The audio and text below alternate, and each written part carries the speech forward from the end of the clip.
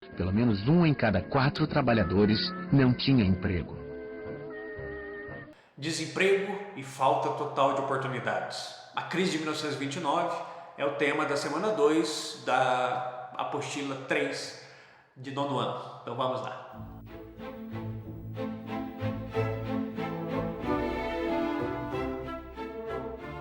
Nono ano, tudo bem? Nas páginas 102 e 103 do nosso livro didático nós podemos encontrar algumas informações sobre a crise de 1929, o crash da Bolsa de Nova York e o período da Grande Depressão.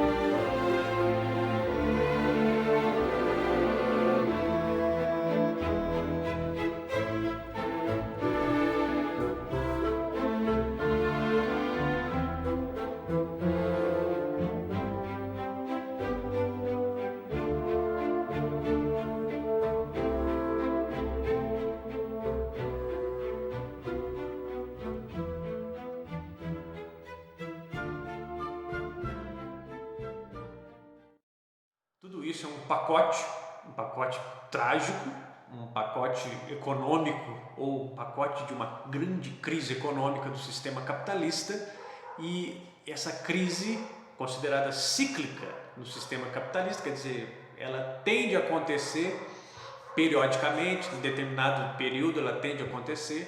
Foi uma crise basicamente de superprodução, quando, depois da Primeira Guerra Mundial, os Estados Unidos se tornaram a grande nação industrializada do mundo, chegando ao ponto, já em 1921, 22, de 50% da produção industrial do mundo serem dos Estados Unidos. Quer dizer, os Estados Unidos era responsável por 50% dos produtos industrializados produzidos no mundo.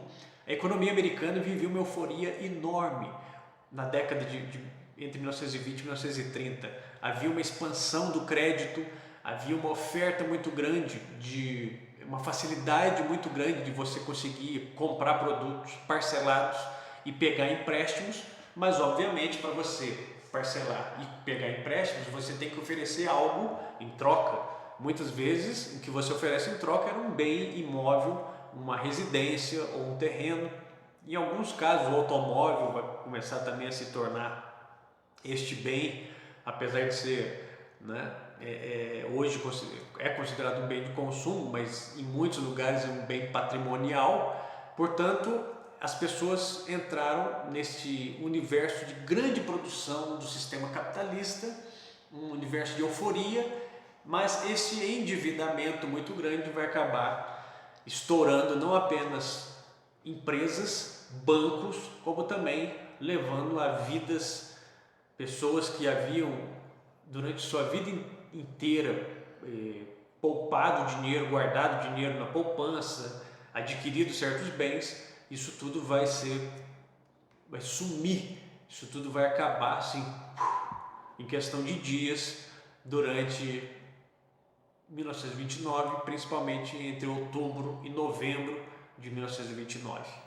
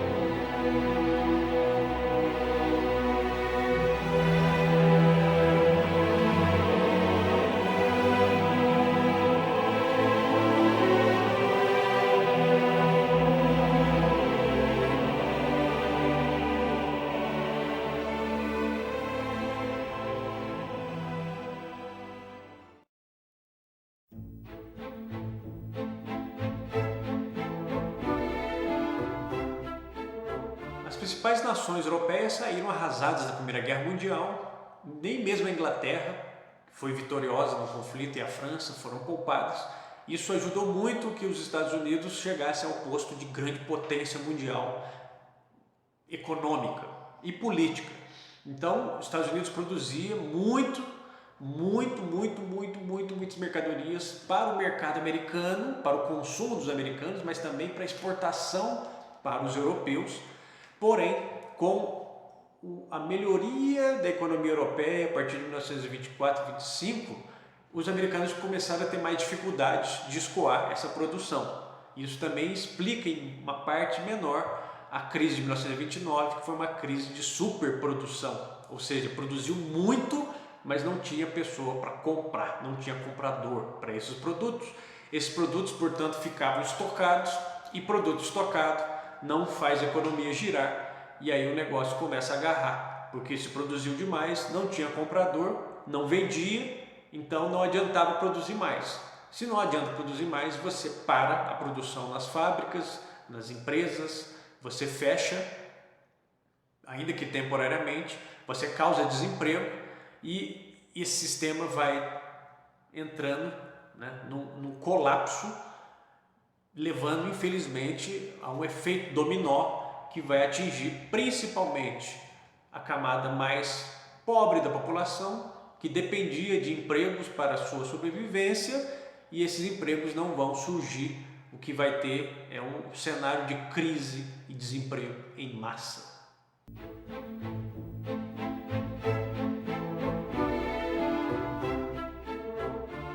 Outro problema gravíssimo era a falta de seguros sociais, quer dizer, os trabalhadores não tinham nenhum tipo de cobertura por parte do Estado ou das empresas.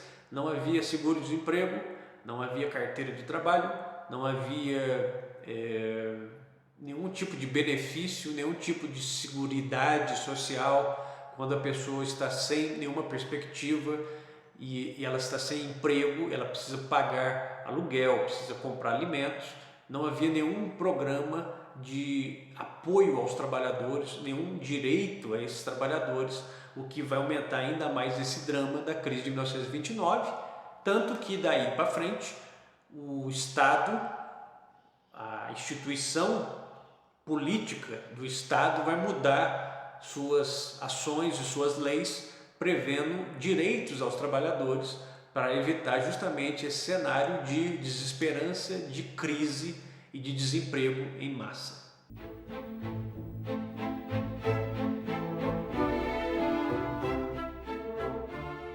Nas atividades, como os Estados Unidos se beneficiaram da Primeira Guerra Mundial? Como os Estados Unidos entraram a partir de 1917 e não tiveram o seu território afetado diretamente pela Primeira Guerra, os Estados Unidos conseguiram sustentar a sua indústria e expandir sua produção industrial. Então os Estados Unidos se beneficiaram demais com a Primeira Guerra Mundial, porque a sua grande concorrente, que era a indústria europeia, foi destruída. A ascensão dos Estados Unidos como potência global começou com sua participação na Primeira Guerra Mundial, de onde emergiram como a nação mais próspera da Terra. No início, os americanos não queriam participar da disputa entre impérios rivais europeus. Em uma posição de neutralidade com laços históricos com a Inglaterra e a França, os Estados Unidos lucravam muito vendendo armas, munição e alimentos para os dois países. E não eram só os comerciantes de armas que ficavam ricos. Os funcionários das fábricas ganhavam bônus generosos. Além disso, o governo americano precisava de uma vitória dos aliados para proteger os 3 bilhões de dólares que financiavam a guerra. Em 2 meses, os americanos mandaram 2 milhões de recrutas bem dispostos e bem armados para ajudar os já exaustos aliados. O dinâmico reforço dos Yankees foi decisivo. Pela primeira vez em 4 anos de uma batalha acirrada, os soldados alemães bateram em retirada. Em 11 de novembro de 1918, um armistício deu fim à Grande Guerra. O mundo inteiro comemorou.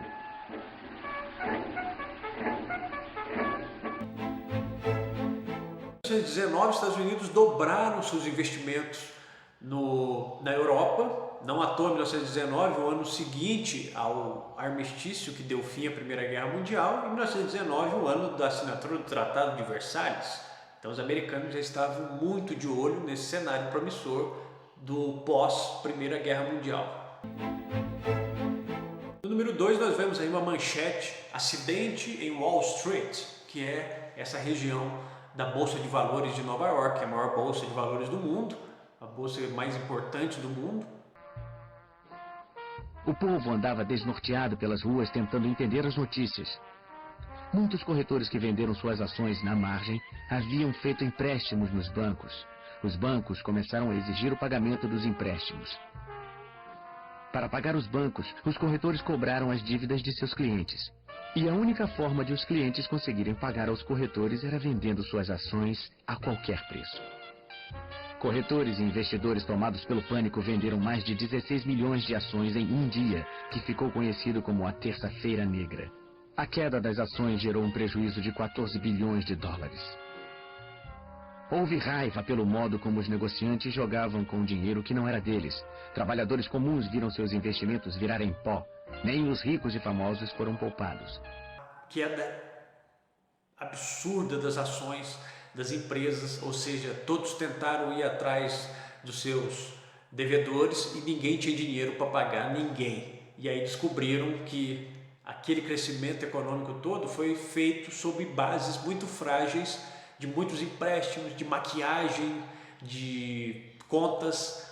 Por exemplo, pessoas e empresas pegavam empréstimos mentindo informações, omitindo informações, e aí descobriu-se que havia títulos podres, quer dizer, havia muito dinheiro na praça, mas que aquele dinheiro todo não valia nada e as pessoas não tinham posses suficientes para honrar com estes altos empréstimos pegos em momentos de euforia.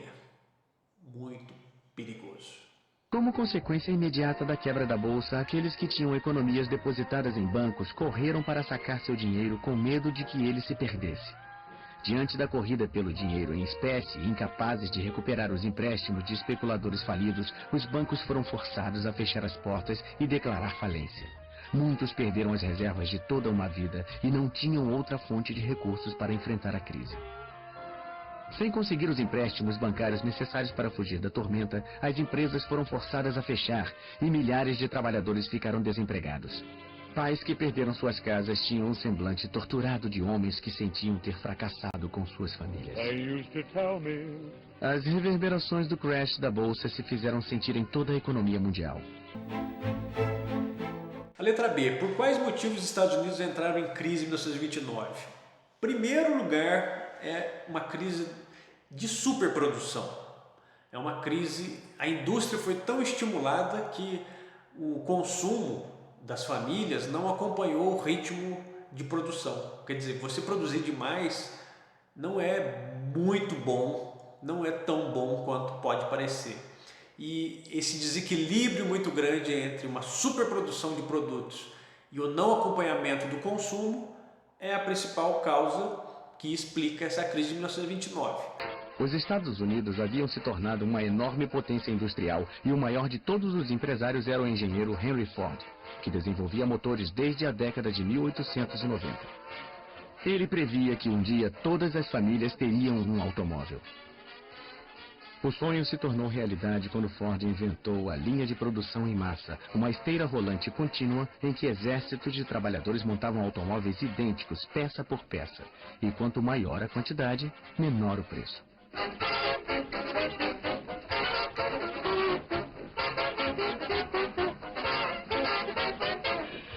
Quando Ford apresentou o sistema pela primeira vez em 1913, um único carro levava 12 horas e meia para ser montado. Ao final dos anos 20, uma unidade do Ford modelo T saía da fábrica a cada 24 segundos.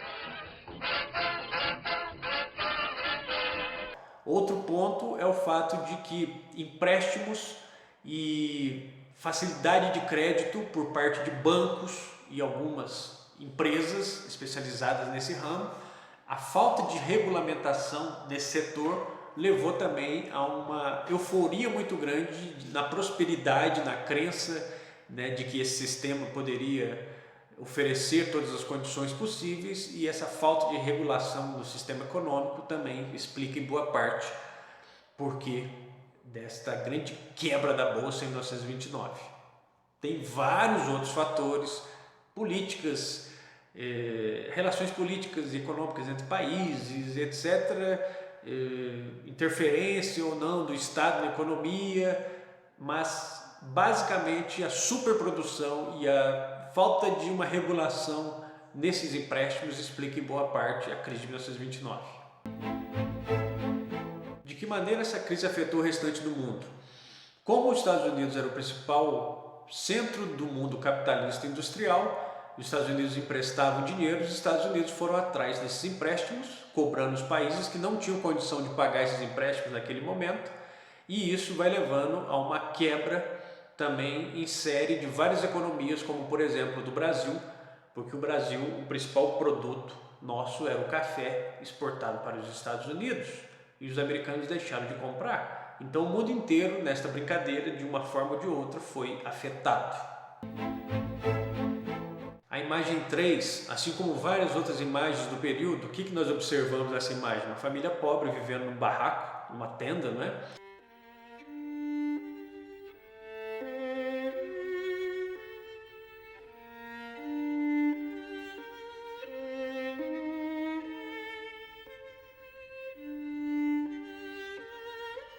E qual o motivo dessas pessoas estarem vivendo ali? Pessoas que perderam tudo nessa grande crise de 1929, provavelmente tinham uma casa, mas tiveram que vender esta casa ou tiveram que dar esta casa como garantia das suas dívidas para um banco ou para alguma empresa, quer dizer, ficaram sem nada. As consequências dessa crise de 1929 nos Estados Unidos foram terríveis, foi uma queda imensa da economia, famílias empobrecidas, desemprego, fome, miséria, filas enormes de pessoas atrás de oportunidades de emprego, foi o caos. Principalmente nos grandes centros urbanos como Nova York, Chicago, Los Angeles. A letra D é difícil porque para nós a imagem que nós temos dos Estados Unidos da América é de um país onde todos são ricos, um país onde nunca houve crise, onde nunca houve pobreza, e na verdade a história é sempre diferente. É diferente e sempre foi diferente. Os Estados Unidos têm uma população empobrecida muito grande. O que ocorre é que as oportunidades de trabalho, de ganhar dinheiro, normalmente são mais rápidas e fáceis. Normalmente, não quer dizer que sempre, não quer dizer que em todas as regiões. Os Estados Unidos, assim como qualquer outra nação, tem muitos problemas sociais, de violência, de miséria, mas numa escala, numa proporção diferenciada em relação a várias outras nações. Então, quando a gente vê uma imagem dessa, a gente pensa, mas os Estados Unidos também tem miséria, tem pobres, tem desempregados? Sim, e muitos, muitos. O número 4 fala sobre o Brasil do café. De 1880 a 1930, 75% da exportação brasileira era café. Você falava Brasil, você falava café, você falava café, você falava Brasil naquele período. Como em 1929 houve essa crise nos Estados Unidos, os americanos deixaram de comprar o nosso café. E para onde que nós venderíamos esse café? Não valeria a pena vender para outros lugares do mundo porque o preço não compensava. Então, a crise que o artigo faz referência é a crise de 1929. De que forma essa crise atingiu o Brasil? Atingiu em cheio a economia do café, levando, além da crise econômica, a uma crise política, porque grande parte dos nossos políticos, inclusive que apoiavam o presidente da época, eram cafeicultores de São Paulo, e esses cafeicultores vão ver suas fortunas serem literalmente torradas da noite para o dia. Essa é a maneira que o artigo se relaciona com a imagem. Para compensar um pouquinho as perdas e para tentar aumentar o preço do café, o governo brasileiro comprou sacas de café desses cafeicultores. Aliás, eles eram parte do governo, eles compraram deles mesmos, usando dinheiro público, e queimaram o café, numa tentativa de diminuir a oferta de café e aumentar os preços do café, para que estes homens não perdessem fortunas e para tentar salvar grande parte da economia brasileira. Então você veja que o mundo da globalização não existe agora para o seu celular e internet, ele já está há muito tempo conectado, ele está há muito tempo globalizado, e os efeitos da crise de 29 são mais um exemplo, né, desta conexão entre economias, políticas, culturas e etc. Páginas 102 e 103 do nosso livro didático. Nós já tínhamos visto um pouco dessa crise de 1929 em alguma apostila anterior, acho que na primeira, né? Dei uma olhadinha nos vídeos anteriores, nas apostilas anteriores, e é um assunto que tem muita importância também na explicação da Segunda Guerra Mundial e dos movimentos ditatoriais na Europa, como nós veremos na sequência, certo? Então, no mais, boas leituras, bons textos, bons pensamentos, mandem dúvidas, sugestões, críticas, estamos inteiramente à disposição e é isso, nono ano C. Até a próxima!